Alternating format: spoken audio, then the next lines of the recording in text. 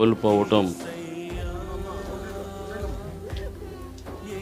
యజమానికి, కుమారులకు, కుమార్తెలకు, మనవళ్లకు, మనవరాళ్లకు తీరని లోటు.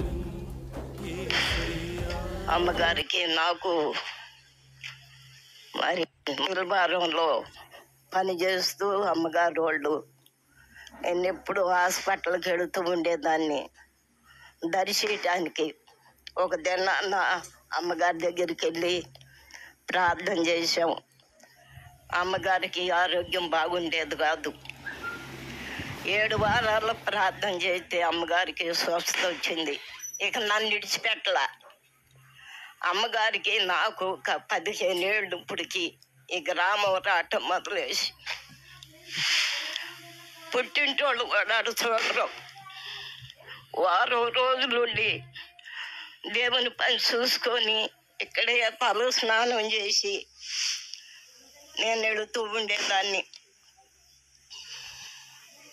నాకెంతో ఆదరణ చెబుతూ హిందువుల మధ్యలో సేవ చేస్తున్నావు, అలా బలవంతం చెయ్యొద్దు, అలా కానుకలు అడగొద్దు, అలా మార్చటమే దేవుని చిత్తమని అమ్మగారు మన 10 ఏళ్ళ వరకే చూసుకొని రమ్మని అట్లా చూసుకొని వచ్చాను. పోయిన నెలలో వచ్చా కానీ ప్రార్థన నుండి అమ్మగారిని చూడలేకపోయాను.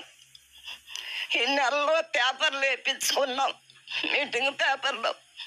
నేను ఎప్పుడు సేవలోకి వచ్చిన కానించి మీటింగులు జరపటం మొదలు వచ్చాక నేను ఎప్పుడు నేను ప్రార్థన చేయించుకోవటం, ఇంకొక సేవకుడితో ప్రార్థన చేయించుకోవటం నాకు చేత కాదు. ఆ కట్ట తెచ్చి అమ్మగారు అయ్యగారు ప్రార్థన చేశాకే దాన్ని ఓపెన్ చేస్తా ఎప్పుడైనా. ఇప్పుడు కూడా 300 పేపర్లు తీసుకొచ్చి అక్కడ పెట్టా. తీసుకొని మందిరంలో ప్రార్థన చేసుకొని బయటకు వచ్చారికి అబ్బాయికి ఎవరో ఫోన్ చేశారంట.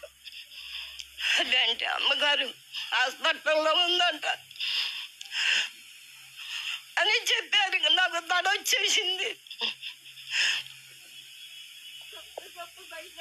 షావుకుల్లో కూడా నేను చూడాల, షావుకురాళ్ళలో కూడా ప్రేమ లేదు. అనామన చూసుకోకుండా అందరినీ సమానమైన కొలతకొచ్చుద్ది. కొడుకులని కాదు, కోడళ్ళని కాదు, షావుకులైనా ఒకే మానికతో కొచ్చుద్ది. అంత ప్రేమ. ఆ ప్రేమను మర్చిపట్టలేను. నేను వెళ్ళి ప్రార్థనలు ఎప్పుడైనా పరిశుద్ధాత్మ వచ్చి ప్రభు మాట్లాడితేనే అమ్మగారు తుపిది పడద్ది. మళ్ళీ పరిశుద్ధాత్మ రాలేదు అనుకో మళ్ళీ గదిలోకి వెళ్తాం పద అంటారు. నేను అది పొందుకున్నా. అమ్మగారికి నచ్చుద్ది, నమ్ముద్ది. దేవుడు అట్ట కార్యం చేశాడు. నేను రాత్రి కూడా నలుగురిని పెట్టుకొని అనుకోండి ఇది అమ్మగారికి ఎట్ట మరణం వచ్చిందంటే ఏంటమ్మని ప్రార్థన చేస్తే 5 దేవదూతలు తెల్లటి వస్త్రాలు వేసుకొని అమ్మగారిని స్పష్టంగా చూశాను. నిద్ర పట్టేట్లా అడుగుతున్నా, నిద్ర పట్టేట్లా.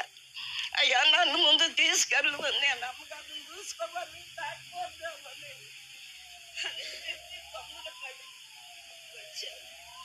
అంతేకాదు నిన్న సాయంకాలం ప్రార్థన చేస్తుంటే పెద్ద లిస్ట్ ఉన్నాయి. ఆ లిస్టులో ఒక పేపర్ తీస్తూనే ఉన్నారు. అంత కట్ట తీసిన తర్వాత ఆ పేపర్ దొరికింది అమ్మగారికి. పేపర్ దొరికాక మిద్ది మీద కూర్చున్న ఆయనకి తెల్లటి వస్త్రాలు వేసుకొని కూర్చున్నాడు.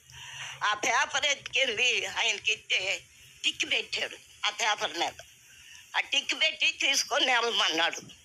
అదొకటి చూశాను.